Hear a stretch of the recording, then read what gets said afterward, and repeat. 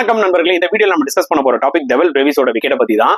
நிதின் மேனன் மட்டமான ஒரு டிசிஷன் கொடுத்தாரு. அதுல எந்த டவுட்டுமே இல்ல. அவரை நீங்க எவ்வளவு வேணாலும் கிரிட்டிசைஸ் பண்ணுங்க. லெக் ஸ்டம்ப் வெளியில பால் போது, இதை போய் அவுட் கொடுக்குறியப்பா, நீங்க எவ்வளவு வேணாலும் கிரிட்டிசைஸ் பண்ணுங்க.